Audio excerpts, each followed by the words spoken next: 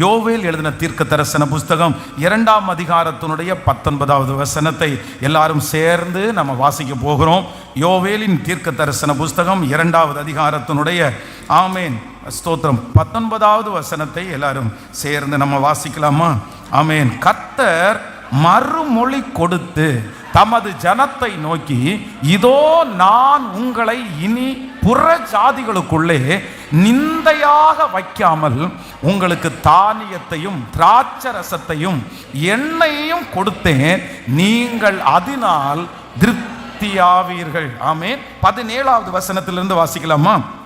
யோவேல் எழுதின தீர்க்க தரிசன புஸ்தகம் 2ஆம் அதிகாரம் 17வது வசனத்திலிருந்து, கர்த்தரின் பணிவிடைக்காரராகிய ஆசாரியர்கள் மண்டபத்திற்கும் பலிபீடத்திற்கும் நடுவே அழுது, கர்த்தாவே, நீர் உமது ஜனத்தை தப்ப விட்டு புறஜாதிகள் அவர்களை பழிக்கும் நிந்தைக்கும் உமது சுதந்திரத்தை ஒப்புக்கொடாதிரும்.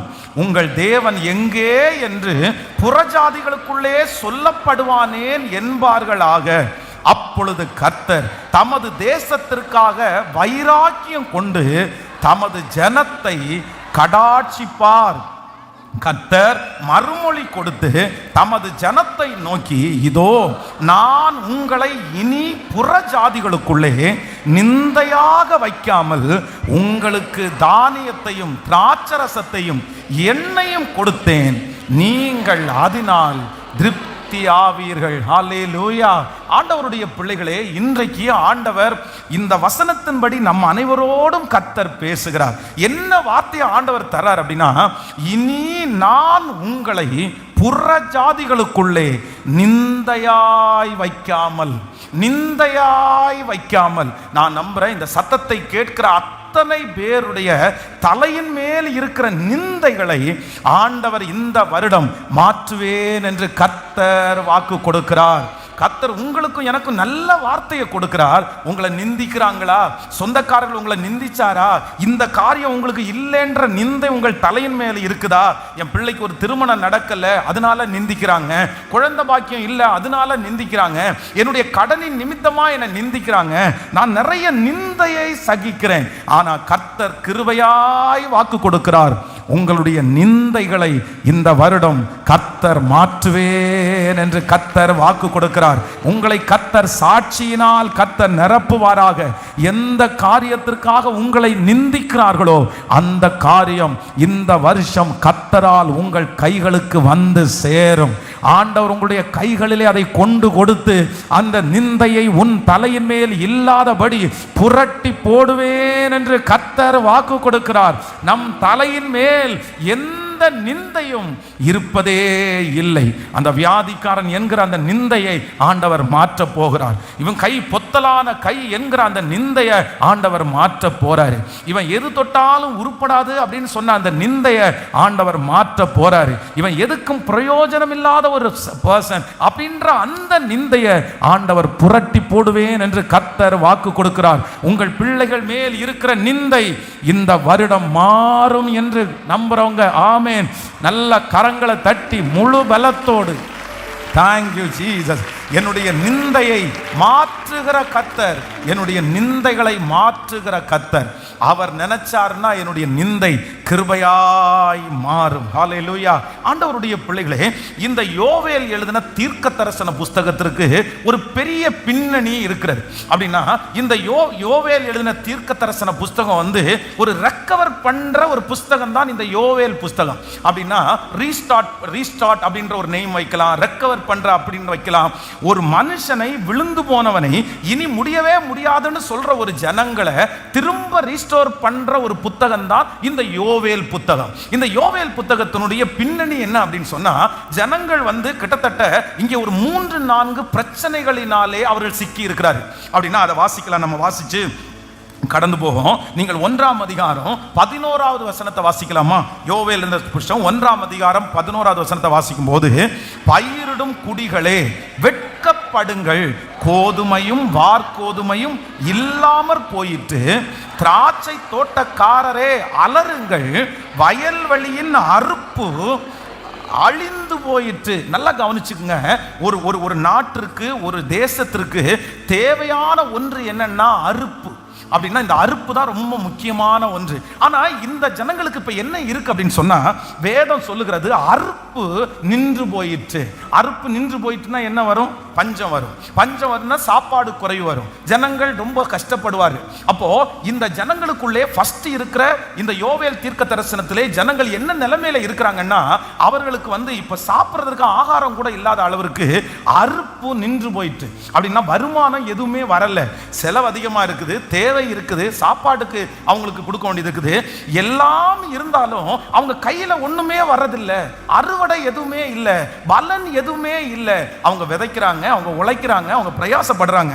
ஆனா என்ன அப்படின்னு சொன்னா, அது வெட்டுக்கிளிகள் எடுத்துட்டு போகுது, பச்சை புழுக்கள் அதை எடுத்துட்டு போகுது. இப்போ இவங்களுக்கு அறுப்பு இல்லாம இருக்கிறாங்க. இதுதான் முதல் சூழ்நிலை. நம்பர் 2, இரண்டாவதாக நீங்க அப்படியே 9ஆம் வசனத்தையும் நீங்க 13வது வசனத்தையும் வாசிக்கும் போது, 9ஆம் வசனம், போஜன பலியும் பான பலியும் கர்த்தருடைய ஆலயத்தை விட்டு அற்று போயின, கர்த்தரின் ஊழியக்காரராகிய ஆசாரியர்கள் துக்கி இருக்கிறார்கள். நல்லா கவனிச்சுக்குங்க. நம்பர் 2, இரண்டாவது என்ன அப்படின்னா, இங்கே பலி நிறுத்தப்பட்டிருக்கிறது. ஜனங்களுக்கு இரண்டாவது ஒரு பெரிய சந்தோஷம் என்ன அப்படின்னா, கர்த்தரை ஆராதிக்கிறது, பலி செலுத்த போகிறது, தன்னுடைய பாவத்திற்காக பாவ நிவர்த்தி பண்றது, தேவனை தேடுறது. இதுதான் ஒரு பெரிய ஆசீர்வாதமா அவங்களுக்கு இருந்துச்சு. ஆனா இந்த யோவேல் தீர்க்க தரிசனம் உரைக்கும் போது அவர்களுக்கு என்ன நிறுத்தப்பட்டுச்சுன்னா, பலி நிறுத்தப்பட்டுருச்சு. ஆலயம் மூடப்பட்டு கிடக்கிறது, பலி செலுத்துகிற இடம் ஒண்ணுமில்லாமல் கிடக்குது. யாருமே ஆண்டவரை தேடல, யாருக்குமே பலி செலுத்துறதுக்கு எதுவுமே இல்லை. இப்படிப்பட்ட ஒரு சூழ்நிலை இருக்கிறது. நம்பர் 3, மூன்றாவது அவர்களுக்கு இருந்த நிலைமை. நீங்க 12வது வசனத்தை வாசிக்கலாமா?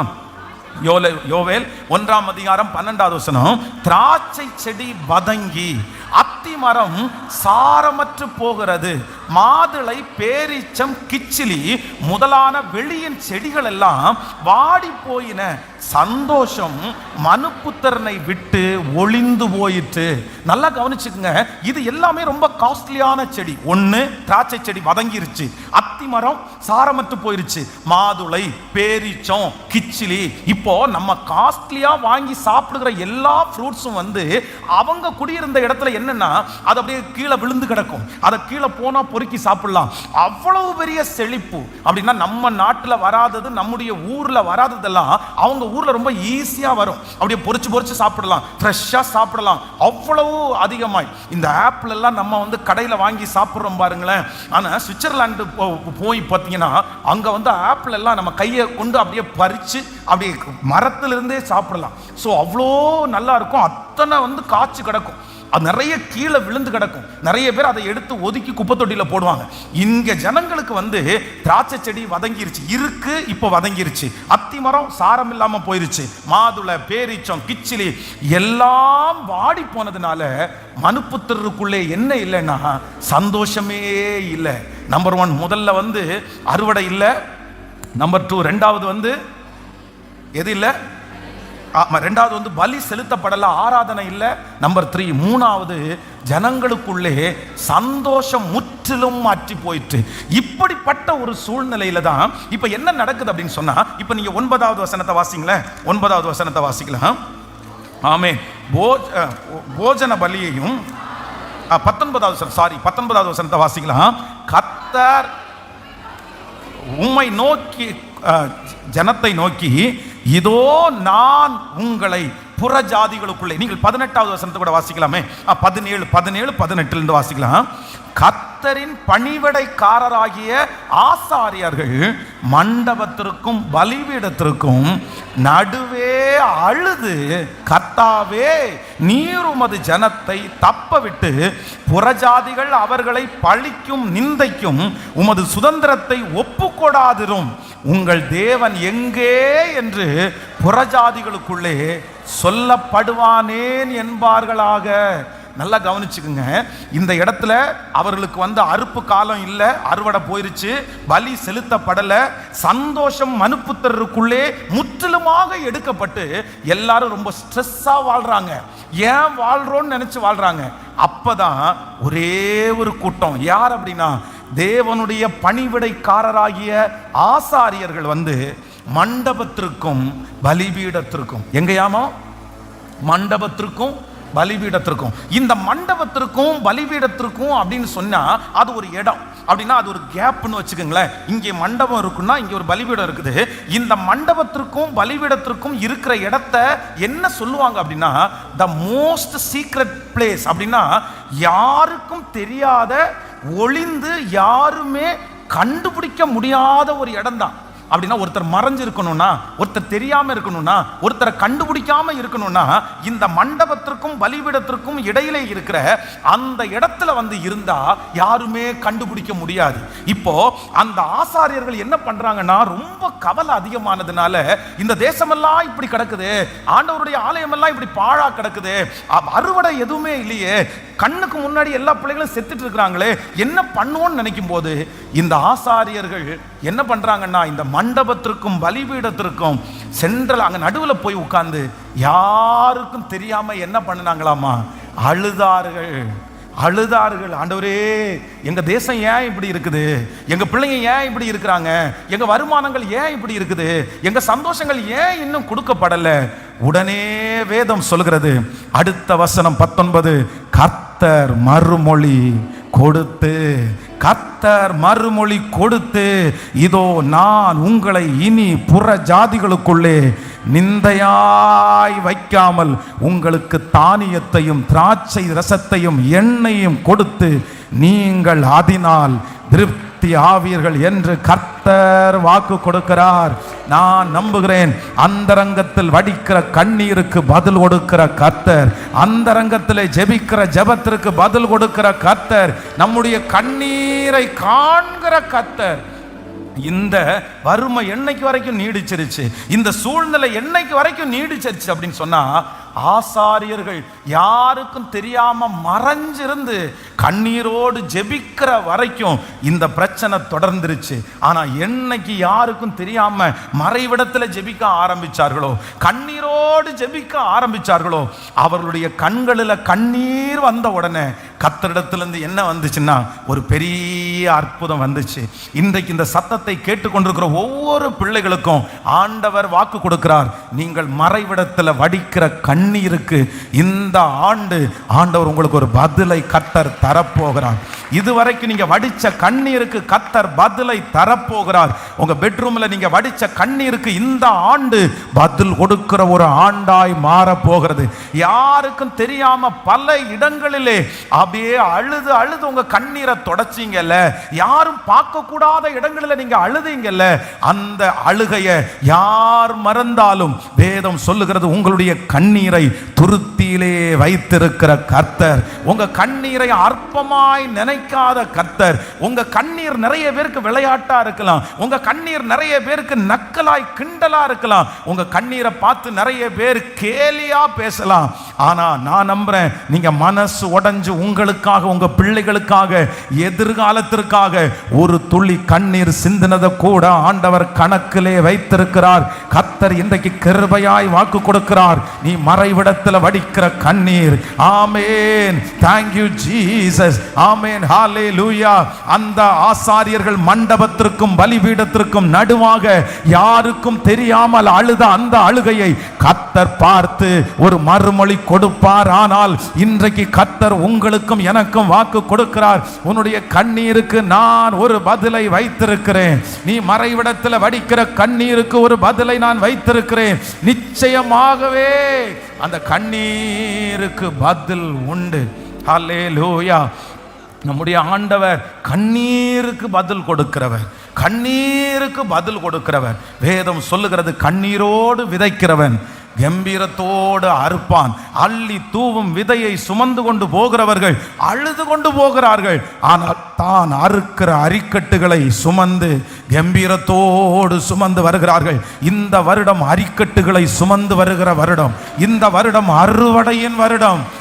விதைத்த எல்லா கண்ணீருக்கும் நல்ல ஆமேன் சொல்லுங்கள். இந்த வருடம் கர்த்தர் ஒரு பெரிய அறுவடையை கர்த்தர் தருகிறார். ஹல்லேலூயா.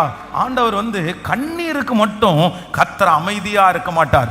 ஆகாரை குறித்து வேதம் சொல்லுகிறது, ஆகார் துருத்தியில் உள்ள தண்ணீர் செலவழிஞ்சிருச்சு, அவ்வளவுதான். இனி அந்த பிள்ளை அவங்க என்ன நினைக்கிறாங்க அப்படின்னா, நான் அழுகிறது எனக்கு என்னுடைய நன்மைக்கு இல்ல, நான் அழுகிறது என்னுடைய சாப்பாட்டுக்கு இல்ல, நான் அழுகிறது யார் அப்படின்னா என்னுடைய பிள்ளைக்கு நான் அழுறேன். என் பிள்ளை இப்ப சாக போகுது, என் பிள்ளைக்கு தண்ணி இல்ல, என் பிள்ளை மடிஞ்சு போக போகுது. ஆனா கர்த்தர் அந்த ஒரு கண்ணீரை, பிள்ளையினுடைய சத்தத்தை, கர்த்தர் அழுகையின் சத்தத்தை கேட்டு அந்த வனாந்தரத்திலே யாரும் கொடுக்கவே முடியாத அளவிற்கு ஒரு நீரூற்றை கர்த்தர் கொடுப்பார். ஆனால் சிலரிடத்துல தீர்க்க தரிசனமா கர்த்தர் பேசுறாரு.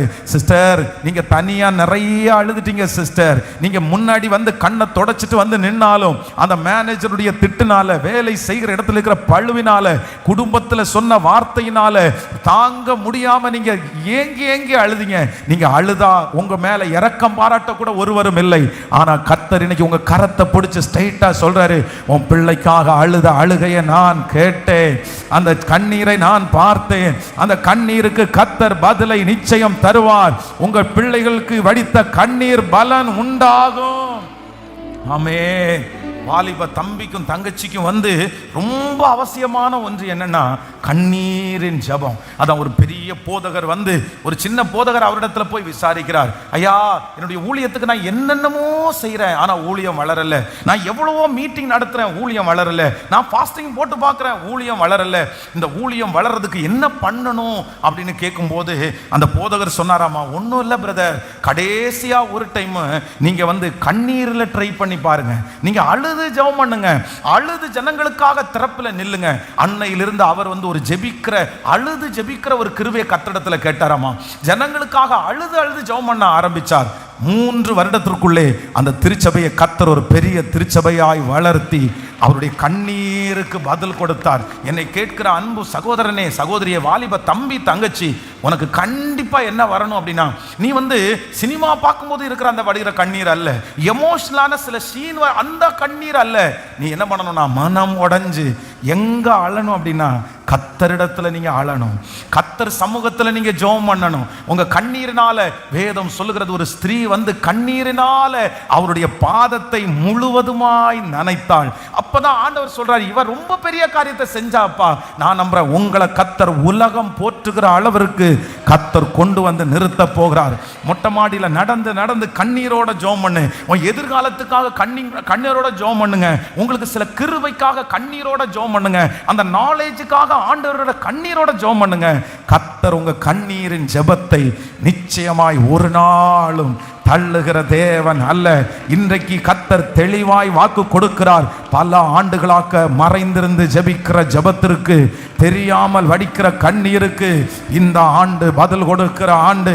உங்க பிள்ளைகளுடைய வாழ்க்கையில நீங்க அதை பார்ப்பீங்க. உங்க கண்ணீர் வீணாய் போகலன்னு கர்த்தர் நிரூபிக்க வல்லவராய் இருக்கிறார். இந்த சத்தத்தை கேட்கிற நிறைய பேருடைய தாயாருடைய கண்ணீர், தகப்பனாருடைய கண்ணீர் நிறைய பேரை உயர்த்தி இருக்கிறது. ஐயா, என் அம்மாவுடைய கண்ணீர் தான் பாஸ்டர், எங்க அப்பாவுடைய கண்ணீரின் ஜெபம் தான் பாஸ்டர். நான் நம்புறேன் உங்களை ஆசீர்வதித்தது உண்மையானால் உங்க ஜெபம் உங்க பிள்ளைகளையும் ஆசீர்வதிக்கிறதற்கு கர்த்தர் செய்ய வல்லவர். என் கண்ணீருக்கு பதில் கொடுக்கிறவர். நம்புறவங்க சொல்லுங்க, என் கண்ணீருக்கு பதில் கொடுக்கிறவர். ஆமென், ஹalleluya. சில காரியங்கள் எல்லாம் எதுல தான் மாறும் அப்படின்னு சொன்னா கண்ணீரின் ஜெபத்துல தான் மாறும். கண்ணீரின் ஜெபத்தினால தான் மாறும். அதான் உன்னுடைய கண்களை அடக்கி கொள்ளாதே, உன் கண்ணீரை நீ நிறுத்தாத, நீ ஓயாமல் கண்ணீர் விட்டு ஜெபம் பண்ணு. உன் கண்ணீர் ஒரு பெரிய திரள் கூட்டத்தை ரட்சிப்புக்குள்ள நடத்த போகிறது. ஆமென். எசேக்கியா தீர்க்கதரிசி அந்த நேபுகாத் நேச்சார் என்கிற ராஜாவை குறித்து அழகா தீர்க்க தரிசனம் சொன்னதுனால நேபுகாத் நேச்சார் உள்ள வர்றதுக்கு முன்னாடியே நியூஸ் வருது. என்ன நியூஸ் வருது அப்படின்னு சொன்னா, எரேமியான்னு ஒருத்தர் இருந்தாரு, அவர் உங்களை குறித்து சொன்னாரு, நீங்க எப்படி வருவீங்கன்னு சொன்னாரு, உங்க படை எப்படி வரும்னு சொல்லிச்சு. எல்லாத்தையுமே நீங்க வர்றதுக்கு முன்னாடியே எரேமியான்ற தீர்க்கதரிசி புட்டு புட்டு வச்சுட்டாரு அப்படின்னு சொன்ன உடனே இந்த தீர்க்கத்தை இந்த மனுஷனுக்கு அவரை பார்க்கணும்னு ஆசை வந்துருச்சு. அவனுடைய வேலைக்காரனை அனுப்புறாரு. அவனுடைய வேலைக்காரனை அனுப்பி அந்த வேலைக்காரர் என்ன சொல்றாரு அப்படின்னு சொன்னா, சார் எங்க ஐயா அனுப்பி விட்டாரு, உங்களுக்கு என்ன வேணும் நாங்க பண்றோம், நீங்க எங்க நாட்டுக்கு வாங்க, உங்களுக்கு தனியா சமைச்சு கொடுக்கறதுக்கு ஒரு ஆளு, உங்களுக்கு தனியா ஒரு வீடு, நீங்க ஒன்றும் பண்ண வேண்டாம், அரண்மனையில நீங்க ரெஸ்ட் எடுத்து சாப்பிட்டுட்டு இருந்தா போதும் அப்படின்னு எரேமியாவுக்கு அந்நிய தேசத்திலிருந்து ஒரு அழைப்பு வருகிறது. ஆனா அவர் இருக்க போகிற தேசத்துல பாத்தீங்கன்னா பஞ்சம். அவருடைய இருக்கிற தேசத்துல குருடர்களும் சப்பானிகளும் இவங்க மட்டும்தான் அங்க இருக்கிறாங்க. அவர் இருக்கிற தேசத்துல ஆலயம் இடிக்கப்பட்டிருக்கிறது. அவ்வளவு மோசமான ஒரு இடத்துல இருக்கிறாரு. ஒரு பெரிய ஆப்பர்ச்சுனிட்டி வருது. ஆனா இந்த எரேமியா எதை தெரிஞ்சுக்கிட்டாரு அப்படின்னு சொன்னா, அவர்கிட்ட சொன்னார், இல்ல நான் வரல, எனக்கு அது வேண்டாம், நான் அரண்மனையில் இருக்கிறதுக்கு விரும்பல. கர்த்தர் என்னை எப்படி அழைச்சிருக்கிறார்னா, என்னை கண்ணீரின் தீர்க்கதரிசியாய் ஆண்டவர் அழைத்திருக்கிறார். எரேமியாவின் புலம்பலை நீங்க எடுத்து வாசிச்சு பார்த்தீங்க அப்படின்னு சொன்னா, அந்த புலம்பல்ல தன்னுடைய குமாரத்தியாய், அப்படின்னா குமாரத்திக்காக அழுகிறது போல அந்த ஜனங்களுக்காக அழுவார். ஆண்டவரே என் ஜனங்களை நினைக்க மாட்டீங்களா, என் ஜனங்கள் இவ்வளவு கஷ்டப்படுறாங்களே எப்போ நீங்கன்னு சொல்லி எரேமியா அழுது அழுது அழுது அழுது தீர்க்க தரிசனம் சொல்லுவார். கடைசியில பார்த்தீங்கன்னா அந்த எரேமியாவின் மூலமாகவே கர்த்தர் தீர்க்க தரிசனம் உரைப்பார். இல்ல நான் கட்டுவேன், நான் திரும்ப நடுவேன், திரும்ப நான் அலங்கரிப்பேன், திரும்ப ஆடல் பாடல் சத்தம் கேட்கும், திரும்ப மேலதாள சத்தம் கேட்கும். ஏன்னா நீ வடிச்ச கண்ணீர் கர்த்தர் சமூகத்தில் ஏறிட்டு உன் ஜனத்திற்காக நீ வடிச்ச கண்ணீரை கர்த்தர் கண்டுவிட்டார். ஒரு மனுஷனுடைய அந்த கண்ணீரின் ஜெபத்திற்கு ஆண்டவர் பதில் தருவார். ஆனால் இன்றைக்கு கர்த்தர் வாக்கு கொடுக்கிறார், நீங்கள் மறைவிடத்தில் வடிக்கிற அந்த கண்ணீருக்கு கர்த்தர் பதில் தருவார். மனுஷனிடத்துல கண்ணீர் சிந்த வேண்டாம், வேற யாரிடத்திலும் கண்ணீர் சிந்த வேண்டாம். என்னுடைய கண்ணீருக்கு பதில் கொடுக்கிற ஒரு கர்த்தர் என்னோடு இருக்கிறார். சொல்லுங்க, ஆண்டவரே என்ன கண்ணீரின் ஒரு ஜெப ஆவியினால் நிரப்புவீராக. நான் அழுது ஜெபிக்க கூடிய ஒரு மகிமையை நிறைய பேருக்கு கர்த்தர் தரணும். சொல்லுங்க, கைகளை உயர்த்தி. வாலிப தம்பி நீ ஜெபம் பண்ணு. ஆண்டவர் நீ ஆராதிக்கும் போது உன்னை கண்ணீரினால நிரப்புவாரு.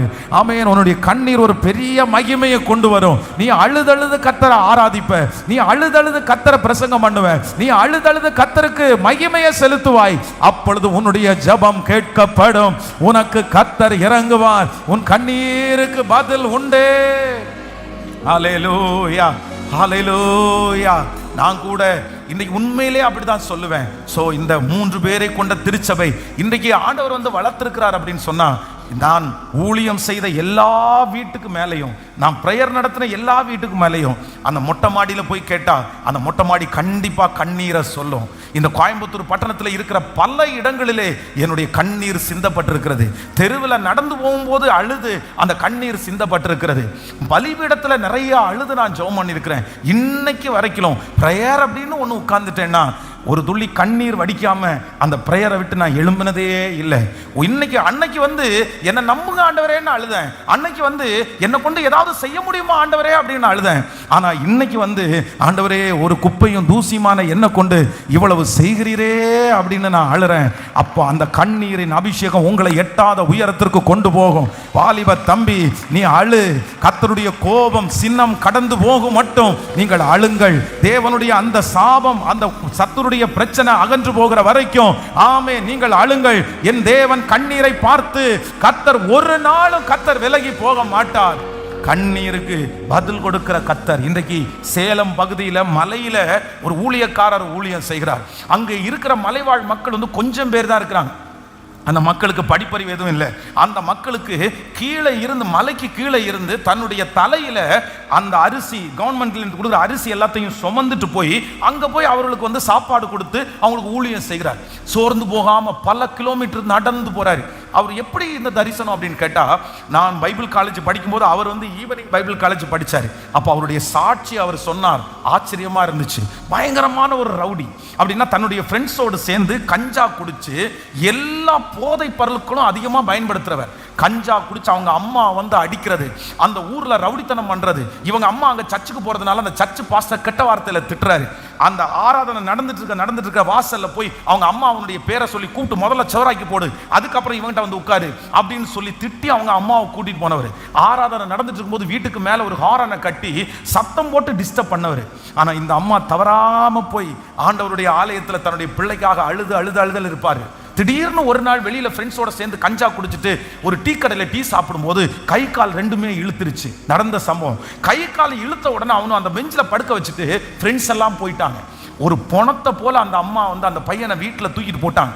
வீட்டில் கட்டில் படுத்து கிடந்தவனுக்கு இவ்வளவு தூரம் நம்ம தூரம் ரவுடித்தனமாக நம்ம வாழ்ந்தோம், இப்படி இருந்தோம், இன்னைக்கு படுத்த படுக்கையாக கைகால் விழுந்து போயிடுச்சு, இனி நம்முடைய வாழ்க்கை அவ்வளோதான், நம்ம உயிரோடு இருக்கக்கூடாது, நம்ம செத்துறணும்னு முடிவு பண்ணி பக்கத்தில் இருக்கிற ஒரு சின்ன தம்பியை கூப்பிட்டு அவன் கையில் காசை கொடுத்து அரளி விதையை புரிச்சிட்டு வர சொல்லி தன்னுடைய அம்மா சர்ச்சுக்கு போயிருக்கிற நேரத்தில் அந்த அரளி விதையை நிறைய அரைச்சு ஃபுல்லாக சாப்பிட்டு இன்னைக்கு செத்துறணும்னு சாப்பிட்டுட்டு படுத்துட்டாரு.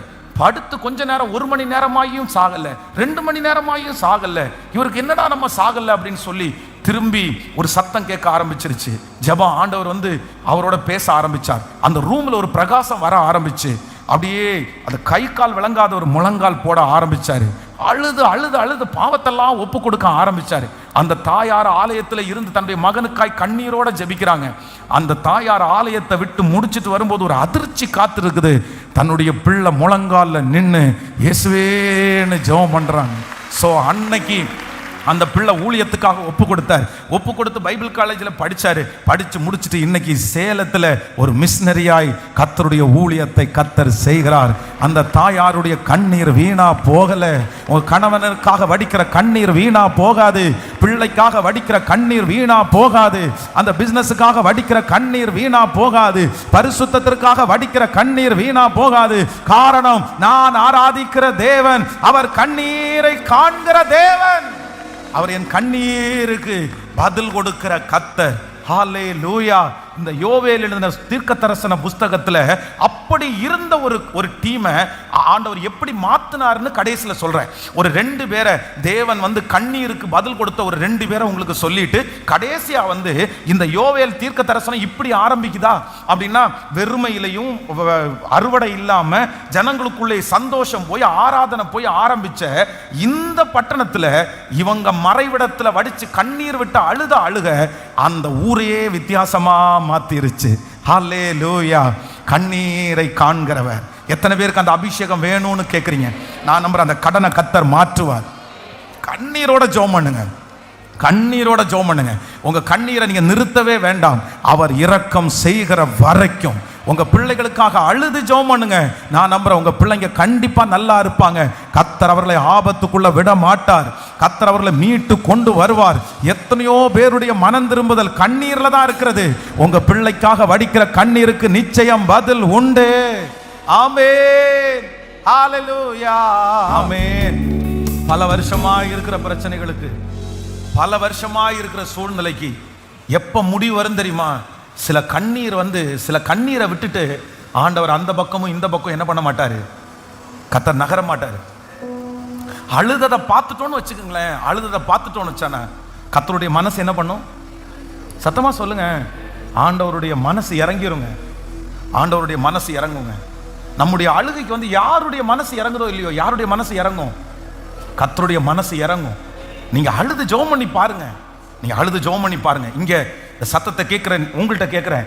நீங்க அழுது ஜெபம் பண்ண ஜெபம், மனசு உடைஞ்சு ஜெபம் பண்ண ஜெபம், எந்த ஜெபம் கேட்காம போயிருக்குது சொல்லுங்களேன்? எந்த ஜெபம் கேட்காம போயிருக்கு? 9 மாதத்தினுடைய ட்ரீட்மெண்ட், ஒரு நாள் 24 மாத்திரை போயிட்டே இருக்கு, எண்டே இல்லை, முடிவே தெரியல. என்ன வியாதின்னு முடிவை தெரியல, என்ன ட்ரீட்மெண்ட்டும் சாப்பிடணும்னு தெரியல. 9 மாசமா மாறி மாறி மாறி மாறி ஒருத்தர் விட்டு ஒன்று இந்த டாக்டர் இல்லைன்னா அந்த டாக்டர் இந்த போயிட்டே இருக்குது. 9வது மாதத்தில் கொங்கு நாடு ஹாஸ்பிட்டலில் போய் பிளட் ரிசல்ட் கொடுத்துட்டு வீட்டுக்கு வர்றோம். நான் இருக்கிறேன், இறந்து போன வெஸ்லி அப்பா இருக்காங்க, இங்கே சாட்சிக்காக அம்மா இருக்காங்க. அந்த ரிசல்ட்டை நான் தான் போய் வாங்கிட்டு வரேன். பாஸ்டர் கிங்ஸ்டன் இருக்கிறாரு, 4 பேர் நாங்கள் இருக்கிறோம். அந்த ரூமுக்குள்ளே என்ட்ரு ஆன உடனே என்னமோ தெரில, என்னுடைய இருதயம் அப்படியே வெடிச்சிருச்சு. அப்படியே இருதயம் வெடிச்சு அப்படியே ஓன்னு நான் அழுறேன். இங்கே சாட்சிக்கு அம்மா கூட இருக்காங்க. நான் அழுததை பார்த்தோன்னா அம்மா உடனே அழ ஆரம்பிச்சிட்டாங்க. அப்போ இறந்து போன அப்போ அவங்க அழ ஆரம்பிச்சாங்க. பாஸ்டர் கிங்ஸ்டன் அவர் அழ ஆரம்பிச்சாரு. ஃபேமிலியே என்னால் அழுகையை அடக்கவே முடியல. அந்த ஒரே ஒரு அழுகை. சாயந்தரம் 4 மணிக்கு அந்த டாக்டரை போய் அந்த ரிசல்ட்டோட பார்க்குறோம். இவ்வளோ இருக்குது அந்த ரிசல்ட், கத்தையாக இருக்குது. ரொம்ப நாள் வச்சுருந்தேன் நான் எடுத்த ரிசல்ட்டெல்லாம், இவ்வளோ ரிசல்ட்டு. அந்த டாக்டர் 9 மாதம் என்னன்னே தெரியாத 9 மாதம் ட்ரீட்மெண்ட் இருந்த என்ன அதை பிரித்து பார்த்துட்டு, பிரதர் உங்களுக்கு ஒன்றுமே இல்லை பிரதர், நீ என்ன பிரதர் இதை போட்டு கஷ்டப்படுத்திட்டு இருக்கிறீங்க, சரி நான் மாத்திரை தரவே மாட்டேன் ஆனால் வந்ததுக்கு தர்றேன் அப்படின்னு சொல்லிட்டு ஒரு விட்டமின் டேப்லெட் அப்படின்னு சொல்லிட்டு ஒரு 4-5 டேப்லெட் இதை மட்டும் சாப்பிடுங்க அப்படின்னு சொல்லிட்டு அனுப்பி விட்டாரு. அவ்வளோதான். அடுத்த 2 வாரத்தில் தான் கோயம்புத்தூரில் சர்ச்சை ஆரம்பிக்கிறதுக்கான பேச்சே நடந்துருச்சு. அந்த வெடிச்சு அழுகிற ஒரே அழுக கர்த்தர் சமூகத்தில் போய் 9 மாதம் தீராத பிரச்சனை, 9 மாதத்திற்கு முடிவே தெரியாத அந்த பிரச்சனை அந்த ஒரு அழுகையில் முடியுன்றதுக்கு நான் சாட்சி. கர்த்தர் உங்களுக்கு கொடுக்கிறார். நீங்க ஏன் பயப்படுறீங்க? உங்க ஜெபத்திற்கு கண்டிப்பாக நிச்சயமாய் ஆளுகையின் ஜெபத்திற்கு பதில் உண்டு. கர்த்தர் அதை கணக்கில் வைத்திருக்கிறார். வாசிக்கலாம். வேதத்தில் 2 பேருடைய அழுகையை ஆண்டவர் ரொம்ப கனப்படுத்துறாரு. வாசிக்கலாம், அந்த வசனத்தை எடுத்துக்கொள்ளலாம். ஆமென். 1 சாமுவேல் 1ஆம் அதிகாரத்தினுடைய 10வது வசனத்திலிருந்து வாசிக்கலாமா? 1 சாமுவேல் 1ஆம் அதிகாரம் 10வது வசனத்திலிருந்து வாசிக்கலாம். அவள் போய் மனம் கசந்து, ஆமென், மிகவும் அழுது கர்த்தரை நோக்கி விண்ணப்பம் பண்ணி, சேனைகளின் கர்த்தாவே தேவரீர் உம்முடைய, ஆமென், அடியாளின் சிறுமையை கண்ணோக்கி பார்த்து உம்முடைய அடியாளை மறவாமல் நினைத்தருளி உமது அடியாளுக்கு ஒரு ஆண் பிள்ளையை கொடுத்தால் அவன் உயிரோடு இருக்கும் சகல நாளும் நான் அவனை கர்த்தருக்கு ஒப்பு கொடுப்பேன். அவன் தலையின் மேல் சவரவன் கத்தி படுவதில்லை என்று பொருத்தனை பண்ணினாள். ஹல்லேலூயா. ஆண்டவருடைய பிள்ளைகளே, இந்த இடத்துல வேதத்திலே அன்னாள் என்கிற இந்த மனுஷியனுடைய அழுகையை குறித்து வாசிக்கிறோம். அப்படின்னா தன்னுடைய கணவனார் அந்த அழுகையை சரி பண்ண முடியல. இப்போ இதுவரைக்குமே ஒவ்வொரு வருஷமும் அந்த பெண்ணிலால் அவங்க இருதயத்தை கஷ்டப்படுத்திட்டே இருக்கிறாங்க. சரி, மனசு கஷ்டமாகுது, உடனே இவ சாப்பிடாம இருப்பா. இதுவரையிலும் அவங்க அழுதுட்டே இருப்பாங்க. என்ன இப்படி உடனே அவருடைய கணவனார் வந்திருக்கிறாரு. ஏன் அழுற? எதுக்கு இப்படி சாப்பிடாம இருக்கிற? நான் உனக்கு 10 குமாரரை பார்க்கல, நான் உனக்கு பெரிய ஆள் இல்லையா? உன்னை நான் நல்லா பார்த்துக்கிறேன், நீ பிள்ளை பிறக்காத குறித்து நீ எதுக்கு கவலைப்படுற அப்படின்னு சொல்லி இவ அழுறத பார்த்து இந்த மனுஷன் தேற்றுறாரு. ஆனா அவங்களுக்கு தேறுதல் அடையல. இதுதான் திரும்ப திரும்ப இப்படிதான் நடக்குது. திரும்பவும் என்ன பண்றாங்கன்னா, திரும்பவும் வேதனைப்படுத்துறாங்க, அவங்க திரும்பவும் அழுறாங்க. ஆனா ஒரு நாள் இந்த அன்னாள் என்ன தீர்மானம் எடுக்கிறாங்க அப்படின்னு சொன்னா, இனி நான் யார்கிட்ட அழமாட்டேன்னா, நான் இனி சும்மா நான் அழமாட்டேன், இனி என்னுடைய கணவனாரிடத்துல நான் அழமாட்டேன், இனி நான் இந்த பெண்ணினால் என்னை துக்கப்படுத்துறதுனால சாப்பிடாம நான் அழுது கொண்டிருக்க மாட்டேன் ஒரு முடிவை எடுத்து ஸ்ட்ரெயிட்டா எங்க போயிட்டாங்கன்னா, தேவனுடைய ஆலயத்திற்கு போய் அங்க தன்னுடைய இருதயத்தை இத்தனை வருஷம் அடக்கி வச்சிருந்த, இத்தனை வருஷம் இருந்த அத்தனை பிரச்சனையும் வேதம் சொல்லுகிறது அப்படியே அழுது குமுறி மொத்தத்தையும் அப்படியே ஒப்பு கொடுத்து அழுத உடனே அங்கிருந்து ஒரு பதில் வருகிறது. நீ சமாதானத்தோடே போ, நீ இஸ்ரவேலின் தேவனாகிய கர்த்தரிடத்தில் வேண்டிக் கொண்டபடி உன் விண்ணப்பத்தின்படி அவர் உனக்கு கட்டளை இடுவாராக. ஆமென். ஹல்லேலூயா. நல்ல கரங்களை தட்டி ஆமென். Thank you Jesus. Thank you Jesus. ஹல்லேலூயா. அந்த கண்ணீருக்கு பிற்பாடு ஆண்டவர் ஒரு சாமுவேலை கர்த்தர் கொடுத்தார், ஒரு நன்மையை கர்த்தர் கொடுத்தார். இந்த பலிபீடத்திலிருந்து நான் தீர்க்க தரிசனமாய் சொல்லுகிறேன், இந்த அழுகைக்கு பிற்பாடு ஒரு நன்மை உங்களுக்கு வரும். இந்த கண்ணீருக்கு பிறகு ஒரு நன்மை உங்களுக்கு வரும். அந்த நன்மை சாதாரணமான நன்மையாய் இருக்காது. எப்படி தான் முதல் பெயர் சபா வரைக்கும் ஒரு தீர்க்கதரிசி என்கிற நன்மையை அவள் பெற்றெடுத்தாளோ, ராஜாக்களை அபிஷேகம் பண்ணுகிற அந்த நன்மை வந்ததோ, இன்றைக்கு கர்த்தர் வாக்கு கொடுக்கிறார். உங்கள் அழுகைக்கு பின்பாக கர்த்தர் ஒரு நன்மையை கர்த்தர் வைத்திருக்கிறார். ஒரு சந்தோஷத்தை கர்த்தர் தரப்போகிறார். நீங்கள் எந்த இடத்திலே அழுதீர்களோ அந்த இடத்திலேயே கர்த்தர் சந்தோஷப்படுத்துகிறவர். ஹல்லேலூயா. ஹல்லேலூயா. கைகளை உயர்த்தி ஆமென். உங்களுடைய முதலாவதாக வேதத்தில் ஆண்டவர் எந்த அழுகையை கேட்டார் அப்படின்னா, அன்னாள் என்கிற ஒரு மகளுடைய அந்த வெறுமையினுடைய அழுகையை கர்த்தர் கேட்டு இப்போ என்ன பண்றாருன்னா, ஒரு நன்மையை ஆண்டவர் கொடுக்கிறார். ஒரு பெஸ்டான ஒரு நன்மையை கொடுக்கிறார். அந்த நன்மை உலகத்தையே கலக்கிற நன்மையா மாறிடுச்சு. இவங்க கண்ணீர் விட்டு பெற்றுக்கொண்டதுனால அந்த மனுஷனை மாதிரி ஒரு தீர்க்கதரிசி இல்லாத அளவிற்கு கர்த்தர் ஒரு விலையேற பெற்ற தீர்க்கதரிசியாய் அந்த நபரை மாற்றினார். நான் நம்புறேன் கண்ணீரின் ஜெபத்தினால உங்களுக்கு கிடைக்கிற கார் இருக்கு பாருங்க, அந்த மாதிரி ஒரு நன்மை வேற யாருக்கும் கிடைச்சிருக்காது. கண்ணீரினால ஆண்டவர் உங்களுக்கு ஒரு வீட்டை கொடுப்பாரு பாருங்க, அந்த வீடு பணத்தினாலேயோ உழைப்பினாலேயோ நீங்க பெற்றுக்கொள்ள முடியாதபடி ஒரு ஆசீர்வாதமாய் உங்களுக்கு இருக்கும். உங்களுடைய கண்ணீரின் ஜெபத்தினால ஆண்டவர் உங்களுக்கு ஒரு எதிர்காலத்தை அமைச்சு கொடுப்பாரு பாருங்க, அந்த எதிர்காலம் யாருமே உங்களுக்கு கொடுக்க முடியாத அளவிற்கு ஒரு பெஸ்டான எதிர்காலமாய் இருக்கும். கர்த்தர் அந்த அபிஷேகத்தினால உங்களை நிரப்புறாரு. இன்று மாலையிலிருந்தே கர்த்தர் அந்த கிருபையை ஆரம்பிக்க போறாரு. நீங்க ஜெபம் பண்ண உட்காருவீங்க, உங்களை அறியாம கர்த்தர் கண்ணீரின் ஆவியினால கர்த்தர் உங்களை அபிஷேகிப்பார். உங்களை பிள்ளைகளை குறித்து ஜெபிக்க ஆரம்பிப்பீங்க. உடனே பிள்ளைகளை குறித்து ஜெபிக்கிறதுக்கு ஒரு அழுகையின் அபிஷேகம் உங்களுக்கு வரும். நீங்கள் ஜெபிப்பீர்கள், கர்த்தர் சந்தோஷப்படுத்துவார். ஹல்லேலூயா. நம்பர் 1, முதலாவதாக அழுகையின் ஜெபம் ஒரு சந்தோஷத்தை உண்டு பண்ணும். அதுதான் முன்னாடி ஆண்டவர் சொன்னார், கண்ணீரோடு விதைக்கிறவன் கம்பீரத்தோடு அறுப்பான். அள்ளி தூவும் விதையை சுமந்து கொண்டு போகிறவர்கள் அழுது கொண்டு போகிறார்கள், திரும்பி வரும்போது சந்தோஷத்தோடே திரும்பி வருவார்கள். இந்த வருஷத்தில் ஆண்டவர் உங்களுக்கு உங்கள் கண்ணீருக்கு நிச்சயமாக நான் நம்புகிறேன் கர்த்தர் உங்களை சந்தோஷப்படுத்துவார். இன்னைக்கு இந்த ஆலயத்தில் அழுது கொண்டே நீங்கள் வந்திருக்கலாம், இந்த சத்தத்தை கேட்கும் போது அழுது கொண்டே நீங்கள் கேட்டுக்கொண்டிருக்கலாம். ஆனால் ஆண்டவர் இன்னைக்கு கிருபையாய் வாக்கு கொடுக்குறாரு, நீங்கள் சந்தோஷத்தோடு ஒரு நாளை கர்த்தர் இங்கே உங்களை கொண்டு வருவார். இந்த ஆலயத்தில் நீங்கள் சந்தோஷத்தோடு நீங்கள் வருவீங்க, இந்த சத்தத்தை நீங்கள் சந்தோஷத்தோடு கேட்பீங்க. இன்னைக்கு நீங்கள் அழுது கொண்டு போகிற நீங்கள் சந்தோஷத்தோட ஒரு நாள் கர்த்தர் அதே இடத்திற்கு மகிழ்ச்சியோட போவீங்க. என் பிள்ளையினுடைய வீட்டுக்கு எப்பவும் நான் அழுதுட்டே போறேனே, இந்த வேலை ஸ்தலத்துக்கு நான் எப்பவும் அழுதுட்டே போறேனே. நீங்க குறிப்பிட்ட ஒரு இடத்திற்கு இந்த சத்தத்தை கேட்கிற பலர் அழுது கொண்டே போகிறீர்கள். நீங்கள் அழுது கொண்டே போகிறீர்கள், போகாம இருக்க முடியாது, போகிறதுக்கு பலன் இல்லை. ஆனா கர்த்தர் சொல்றாரு, இல்ல நீ கொஞ்ச நாள் தான் இப்படி அழுதுட்டு போவ மகனே, நீ கொஞ்ச நாள் தான் அழுதுட்டு போவ, வெகு சீக்கிரத்தில் அதே இடத்துல நீங்க சந்தோஷமாய் போகிற ஒரு நாளை நம்புறவங்க நல்ல கரங்களை தட்டி முழு பலத்தோட அந்த சத்துருக்கு முன்னாடி கர்த்தர் ஒரு உயர்வை கொடுப்பார். அந்த சத்துருக்கு முன்பாக ஒரு அலங்காரத்தை கர்த்தர் கொடுப்பார். இனி அந்த இடத்துக்கு அழுகையோடு நீங்க போவது இல்லை, அழுகையோடு போவது இல்லை.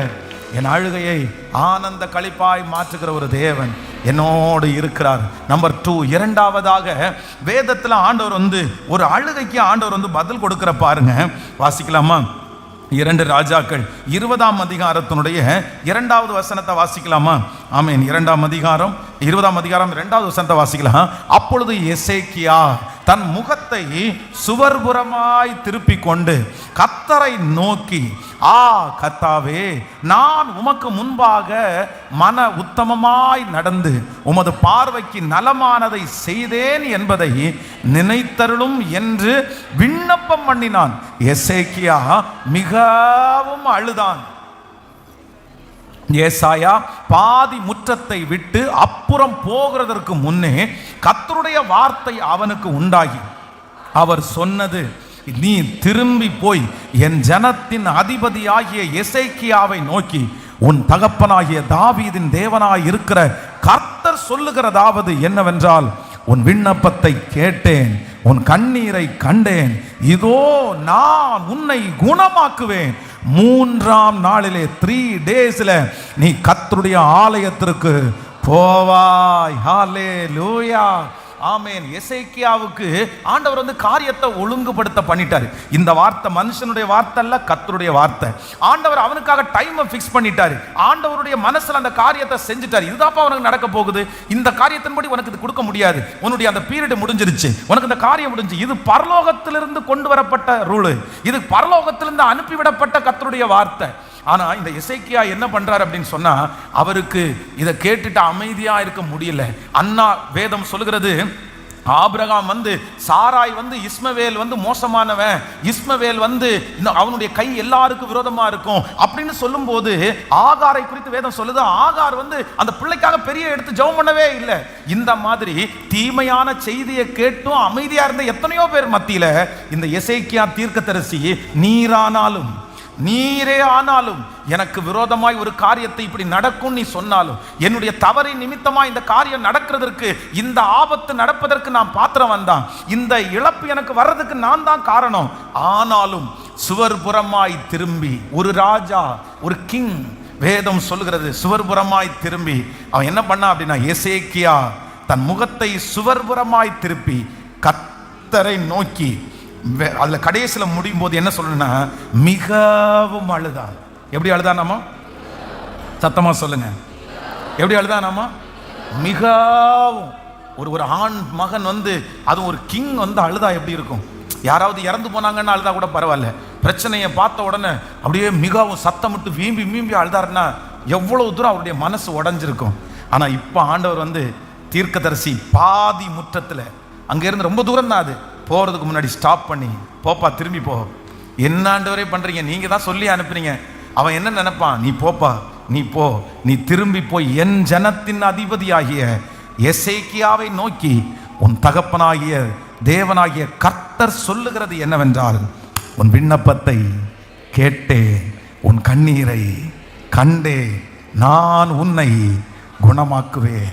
இன்னைக்கு நிறைய பேருக்கு இந்த தீர்க்க தரிசனமான வார்த்தை வருகிறது. உன் விண்ணப்பத்தை கேட்டேன், உன் கண்ணீரை கண்டேன், இதோ நான் உன்னை குணமாக்கினேன், உன் சரீரத்தை குணமாக்கினேன், உன்னுடைய ஆவியை நான் குணமாக்கினேன், இதோ உன் விண்ணப்பத்தை கேட்டேன், உன் கண்ணீரை கண்டேன், உன்னை குணமாக்கினேன். நிறைய பேருடைய சரீரத்தில் ஒரு பலன் வருகிறது. நெடு நாட்களாய் இருக்கிற வியாதிகள் மறைந்து போகிறது. சரீரத்தில் இருக்கிற எப்பேற்பட்ட வியாதியாய் இருந்தாலும் கர்த்தர் சொல்லுகிறார், அந்த வியாதிக்கு ஒரு விடுதலையை கர்த்தர் தரப்போகிறார். நான் உன்னை குணமாக்கினேன். ஹல்லேலூயா. ஆபத்து பாதி வழியிலே நிறுத்தப்படுகிறது. தீவிரித்து வருகிற ஆபத்து கண்ணீரின் ஜெபத்தினால் நிறுத்தப்படுகிறது. உங்களுக்கு விரோதமாய் தீவிரித்து வருகிற நஷ்டங்கள், உங்களுக்கு விரோதமாய் தீவிரித்து வருகிற ஆபத்துக்கள், கர்த்தர் சொல்லுகிறார், உன் கண்ணீரின் ஜெபத்தினால் உன் பிள்ளைக்கு விரோதமாய் வருகிற அந்த ஆபத்து தடுத்து நிறுத்தப்படுகிறது. அவனுடைய எதிர்காலத்திற்கு விரோதமாய் வருகிற நஷ்டம் தடுத்து நிறுத்தப்படுகிறது. இதோ உங்களுடைய கண்ணீரின் ஜெபம் அவன் மேல் வரப்போகிற சாபத்தை தடுத்து நிறுத்துகிறது. அவன் மேல் வருகிற தண்டனையை தடுத்து நிறுத்துகிறது. உங்க கணவனார் மேல் இருக்கிற அந்த தண்டனையை தடுத்து நிறுத்துகிறது. மனைவியின் மேல் இருக்கிற அந்த தண்டனையை தடுத்து நிறுத்துகிறது. கண்ணீரின் ஜெபத்திற்கு பெரிய பலன் உண்டு, தடுத்து நிறுத்துகிற பலன் உண்டு. கைகளை அசைத்து ஒரு ஹல்லேலூயா, கைகளை அசைத்து ஒரு ஹல்லேலூயா. ஒரு சம்பவத்தை சொல்லி அந்த பிளெஸிங்கான வார்த்தையை ஒரு வார்த்தையோட சொல்லி உங்களுக்கு ஜெபித்து முடிக்க போறேன். ஒரு வாலிப தம்பி தன்னுடைய தகப்பனார் ஒரு கொலை வழக்கினாலே அவர் ஆயுள் தண்டனை அவருக்கு கிடைச்சிருச்சு. அப்படின்னா அந்த கொலை அவர் செஞ்சாருன்னு நிரூபிக்கப்பட்டதுனால, அது நடந்த சம்பவம்.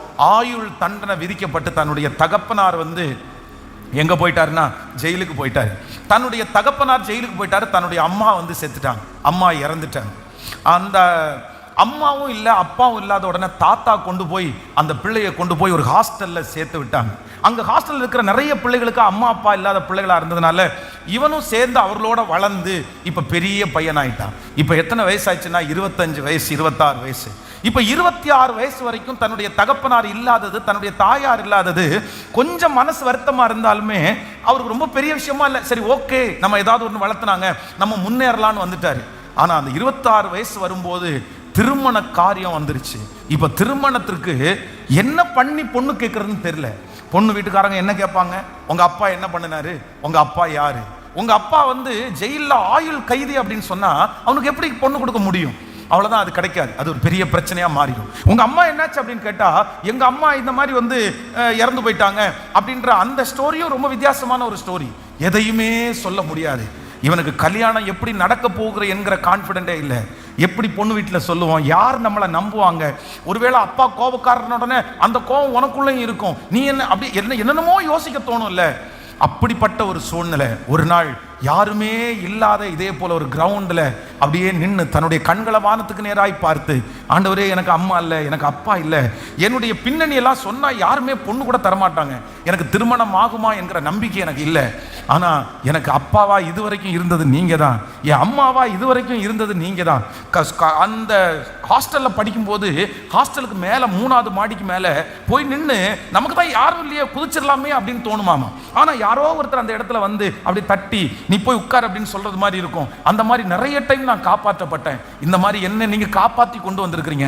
இந்த காரியத்தையும் எப்படி நடக்கும்னு எனக்கு தெரியல, நான் என்ன போய் சொல்லுவேன்னு தெரியல. அப்படியே கண்ணீரோட யாருக்கும் தெரியாம அந்த கிரவுண்ட்ல அங்கேயும் இங்கேயும் அழுதுட்டே வந்த பிள்ளைக்கு 3 மாதத்திற்குள்ள ஒரு நல்ல ஃபேமிலி ஒரு பின்னணியை கொடுத்த கூட கேட்கல, உங்க அப்பா யாரு, உங்க அம்மா என்ன பண்ணினாங்க, உனக்கு என்ன சம்பளம் வரும், எதுவுமே இல்லை.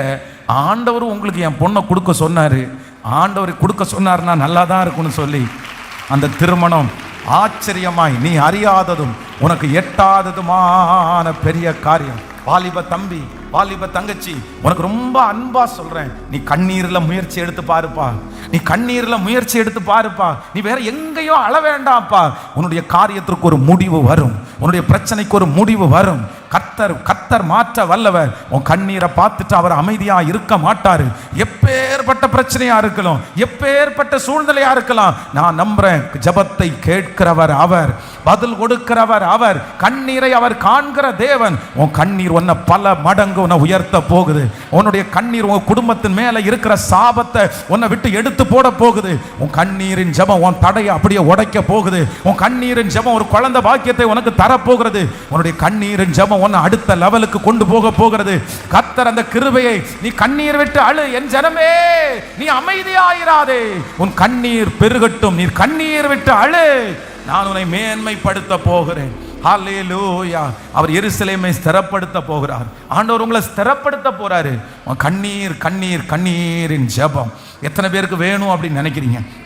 பாருங்க, இப்போ நான் ஒரு 2 மினிட்ஸ்ல அதை முடிக்கிறேன். இப்போ என்ன நடக்குது பாருங்களேன். அப்படின்னா இப்படி இந்த யோவேல் எழுதின தீர்க்கதரிசனம் ஆரம்பிக்கும் போது ஒரு 3 காரியத்தை சொன்னேன். நம்பர் 1, முதலாவது என்ன நடக்குது, அறுப்பு ஒளிந்து போயிட்டு. நம்பர் 2, ரெண்டாவது பலி நிறுத்தப்பட்டுச்சு. மூன்றாவது சந்தோஷம் முற்றிலும் அவர்களை விட்டு எடுக்கப்பட்டுருச்சு. உடனே யார் ஜெபம் பண்றா? மண்டபத்திற்கும் பலிபீடத்திற்கும் நடுவாக நின்று ஆசாரியர்கள் மறைவிடத்திலே அழுது ஜெபம் பண்றாங்க. இப்போ ஜெபம் பண்ண உடனே என்ன நடக்குது பாருங்க. வேதத்துல நீங்க வாசிக்கும் போது 2ஆம் அதிகாரம் 19வது வசனத்தை ஃபர்ஸ்ட் வாசிங்க. 2ஆம் அதிகாரம் 19வது வசனத்தை வாசிக்கும் போது, கர்த்தர் மறுமொழி கொடுத்து தன் ஜனத்தை நோக்கி, இதோ நான் இனி புறஜாதிகளுக்குள்ளே உங்களை நிந்தையாய் வைக்காமல் உங்களுக்கு தானியத்தையும் திராட்சரசத்தையும் எண்ணெயும் கொடுத்தேன், நீங்கள் அதிலே திருப்தி அடைவீர்கள். ஹல்லேலூயா, ஆமென். ஆண்டவர் என்ன கொடுக்கிறாராமா? தானியத்தை, திராட்சரசத்தை, எண்ணெயை கொடுத்து கர்த்தர் உங்களை என்ன பண்ணினார்னா, ஆமென். அவங்க எல்லாரும் உன்னை பார்த்து உங்கள் தேவன் எங்கன்னு கேட்குறாங்களா? உன்னை ரொம்ப மோசமா ட்ரீட் பண்றாங்களா? உனக்கு இதெல்லாம் ஒரு அற்பமா நினைக்கிறாங்களா?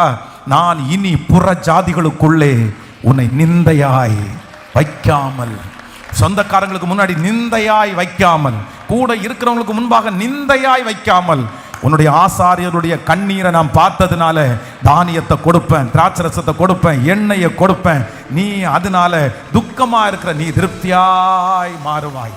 ஹல்லேலூயா. அடுத்த ஒரு வாக்குத்தத்தத்தை கூட கொடுக்குறாரு பாருங்க. 2ஆம் அதிகாரத்தினுடைய 24வது வசனத்தை வாசிக்கலாமா? 2ஆம் அதிகாரம் 25 வசனம், களஞ்சியங்கள் தானியத்தினால் நிரம்பும், ஆலைகளில் திராட்சை ரசமும் எண்ணெயும் வழிந்தோடும், நான் உங்களிடத்தில் அனுப்பின என் பெரிய சேனையாகிய வெட்டு கிளிகளும் பச்சை கிளிகளும் முசுக்கொட்டை பூச்சிகளும் பச்சை புலிகளும் பட்சித்த வருஷங்களின் விளைவை உங்களுக்கு 2026 திரும்ப அளிப்பேன், திரும்ப அளிப்பேன். திரும்ப கொடுக்கிற ஒரு ஆண்டு இந்த ஆண்டு. ஆமென். இந்த யோவேல் எழுதின தீர்க்க தரிசனத்தில் இவங்க எப்படி இருக்கிறாங்கன்னா, நான் சொன்ன இல்ல அவங்களுக்கு அறுவடை இல்லை, அவங்களுக்கு பலி செலுத்தப்படலை அப்படின்னு சொன்ன இல்ல. இதுக்கு என்ன காரணம் அப்படின்னு சொன்னா, இப்போ பெரிய சேனையாகிய வெட்டுக்கிளி, இந்த இடத்துல வெட்டுக்கிளி, பச்சை கிளி, முசுக்கொட்டை பூச்சி, பச்சை புழு எத்தனை வருது? 4 வருது. இப்போ இந்த ஒரு விதைய கீழே போட்டு முளைக்கும் போது ஃபர்ஸ்ட் அதுக்கு அட்டாக் பண்றது யாரு தெரியுமா? பச்சை புழு. இந்த புழு என்ன பண்ணும்னா, சில புழு பிடிச்சிச்சுன்னு வைங்களேன், அவ்வளவுதான், விதையிலேயே அது சாப்பிட்ரும். ஒருவேளை இந்த புழுவுக்கு தப்பிச்சு அந்த விதை வந்துச்சுன்னா அடுத்து யார் பண்ணுவோம் அப்படின்னு சொன்னா, முசுக்கொட்டை பூச்சி. முசுக்கொட்டை பூச்சி என்ன அப்படின்னா, அது தண்டுகளை சாப்பிட்றது, அதுதான் ஒரு பூச்சி. அந்த பூச்சி இதுக்கும் தப்பிச்சு வந்துச்சுன்னா யார் வர்றா அப்படின்னு சொன்னா, பச்சை கிளி. பச்சை கிளின்றது இலையை எல்லாத்தையும் கடிச்சு மொத்தமா மொட்டையாக்கிரும். அதுலயும் தப்பிச்சுன்னா என்ன வருமாமா? வெட்டுக்கிளி. வெட்டுக்கிளி செடியே இல்லாம போயிடும். இஸ்ரவேல் ஜனங்களுடைய நிலைமை என்ன நிலைமை அப்படின்னா, அவங்க விதைய போடுறாங்க, ஆனா சிலது வரும்னு நினைக்கிறாங்க. இவங்க அறுவடை வரும்போது பார்த்தா ஒன்று பச்சை புழு சாப்பிட்ருக்கோம், இல்லைன்னா முசுக்கொட்டை பூச்சி சாப்பிட்ருக்கும், இல்லைன்னா பச்சை கிளிகள் சாப்பிட்ருக்கும், இல்லைன்னா வெட்டுக்கிளிகள். அதனால தான் எல்லாருமே அறுவடை இல்லாமல் கஷ்டப்படுறாங்க. இப்போ ஆண்டவர் என்ன சொல்றாரு அப்படின்னு சொன்னா, நீ பயப்படாத, அந்த வெட்டுக்கிளிகள் பட்சித்தது, பச்சை புழுக்கள் பட்சித்தது, முசுக்கொட்டை பூச்சிகள் பட்சித்தது, அந்த வருஷத்தினுடைய விளைவை நான் உனக்கு திரும்ப அளிப்பேன். காரணம், உன் கண்ணீரை கண்டேன், உன் மறைவிடத்தில் வடிக்கிற கண்ணீரை கண்டேன், நீ யாருக்கும் தெரியாமல் அழுததை கண்டேன், உன்னுடைய ஜெபத்தை நான் கேட்டேன், அதற்கு நிச்சயமாய் பதில் தருவேன். ஹல்லேலூயா. அதுல எனக்கு ரொம்ப பிடிச்ச ஒரு வசனம் என்னன்னா 24வது வசனம், 2ஆம் அதிகாரம் 24. களஞ்சியங்கள், எல்லாம் சேர்ந்து சொல்லுங்க பார்க்கலாம். களஞ்சியங்கள் தானியங்களால நிரம்பும், ஆலைகளில் திராட்சரசமும் எண்ணெயும் வழிந்தோடும். முன்னாடி இருந்த சூழ்நிலை என்ன? அந்த களஞ்சியத்துக்குள்ள போய் பார்த்தா ஒரு கோதுமை கூட, சொல்லுங்க, இருக்கிற எல்லாத்தையும் தூத்து எல்லாத்தையும் வாரினா கூட இல்லை. ஏன்னா மண்ணோட மண்ணா இருக்கிறத நிறைய பட்சிகள் சாப்பிட்டு போயிருச்சு. இப்ப எங்க பார்த்தாலும் ஒரு தானியம் கூட இல்லை. ஆனா இந்த ஜெபத்தை கேட்டதுக்கு அப்புறம் கஜானாவை திறந்து பார்த்தா தானியங்கள் எப்படி இருக்காமாமா? சொல்லுங்களேன். தானியங்கள் நிரம்பி இருக்குது. ஹல்லேலூயா. களத்துல தானியங்கள் நிரம்பி இருக்குது. நான் இந்த பலிபீடத்திலிருந்து உங்களை பிளஸ் பண்றேன். வெறுமையா இருக்கிற அந்த பேலன்ஸ், வெறுமையா இருக்கிற அந்த வீடு, வெறுமையா இருக்கிற உங்க வருமானம், வெறுமையா இருக்கிற உங்க கை, இந்த வருஷம் முடிகிறதுக்குள்ள களஞ்சியங்கள் தானியத்தினால இயேசுவே இது கரங்களை தட்டி கொண்டிருக்கும் போது நடக்கட்டும். அந்த வெறுமை மாறட்டும், அந்த குறைவு மாறட்டும் இயேசுவின் நாமத்தினால இப்பொழுது. அந்த ஹல்லேலூயா. எத்தனை நாட்களாக ஜீரோ பேலன்ஸ், எத்தனை நாட்களாக ஆண்டவரே அந்த 25ஆம் தேதிக்கு மேல அதுல எதுவுமே இல்லை. ஆனா கர்த்தர் நிரம்பி வழிகிறதாய் ஒரு மிச்சம் ஒன்று இருக்கும். இது தீர்க்க தரிசனமான வார்த்தை. எப்ப திறந்து பார்த்தாலும் தேவையான அளவு அங்க குறையாம இருக்கும்.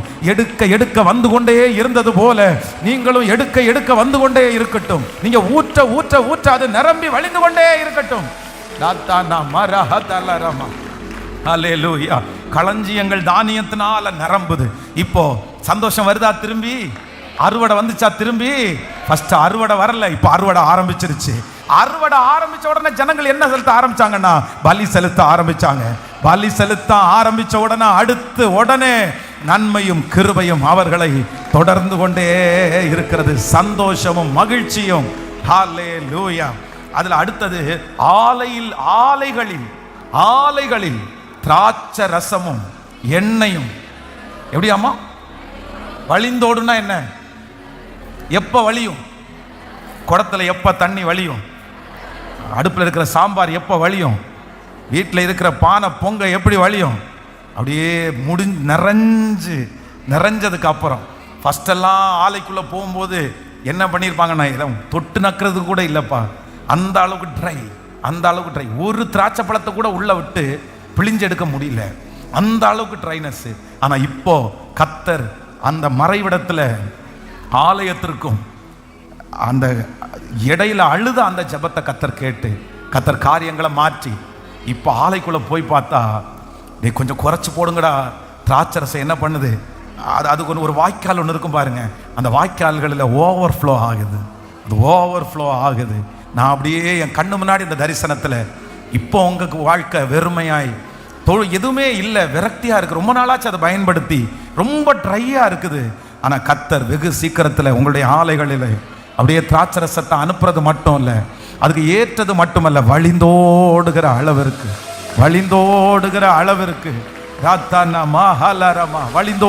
அளவிற்கு கர்த்தர் செய்வேன் என்று வாக்கு கொடுக்கிறார். இனி நீங்கள் புற ஜாதிகளுக்குள்ளே உன்னை நிந்தையாய் வைக்காமல் தானியத்தையும் திராட்சைச்சரத்தையும் எண்ணெயும் கொடுத்தேன், நீங்கள் அதனால் திருப்தி அடைவீர்கள்.